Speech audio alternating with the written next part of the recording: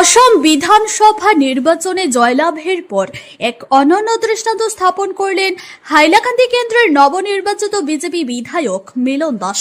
নিজের ছাত্র জীবনের স্মৃতি বিজড়িত প্রিয় শিক্ষা প্রতিষ্ঠান অসম বিশ্ববিদ্যালয়ের সামনে নতশিরে প্রণাম জানিয়ে গভীর শ্রদ্ধা নিবেদন করেন তিনি। বুধবার হাইলাকান্দি থেকে গুয়াহাটির উদ্দেশ্যে রওনা হওয়ার পথে কাছাড়ের আইরংমারা এলাকায় অবস্থিত অসম বিশ্ববিদ্যালয়ের প্রধান প্রবেশদ্বারের সামনে গাড়ি থামিয়ে দেন বিধায়ক। এরপর সেখানেই হাঁটু গেড়ে বসে প্রণাম জানান তিনি। এই দৃশ্য প্রত্যক্ষ করে উপস্থিত মানুষের মধ্যে এক আবেগঘন পরিবেশের সৃষ্টি হয়। পরবর্তীতে সামাজিক মাধ্যমে একটি ভিডিও শেয়ার করে মিলন দাস জানান, বিধায়ক হিসেবে নির্বাচিত হওয়ার পর গুয়াহাটিগামী পথে তিনি ইচ্ছাকৃতভাবেই তার প্রিয় বিশ্ববিদ্যালয়ে ফিরে আসেন।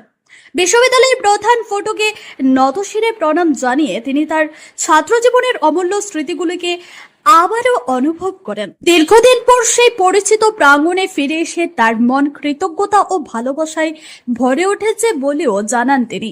ইতিমধ্যেই এই ঘটনা সামাজিক মাধ্যমে ব্যাপক সাড়া ফেলেছে এবং বিধায়কের এই মানবিক উদ্যোগকে সাধুবাদ জানিয়েছেন অনেকেই।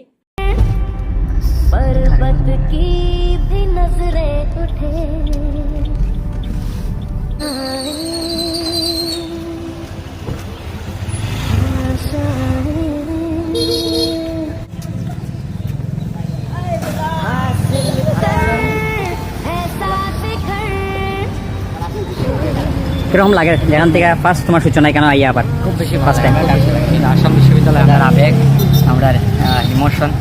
আজকে বিধায়ক হওয়ার পরে গুয়াহাটি যাওয়ার উদ্দেশ্যে যখন রওনা হয়েছি, প্রথমবার বিশ্ববিদ্যালয়ের এইখান থেকেই আমার সব উত্থান বিশ্ববিদ্যালয়ের মাটিতে প্রণাম করলাম, খুব ভালো লাগে।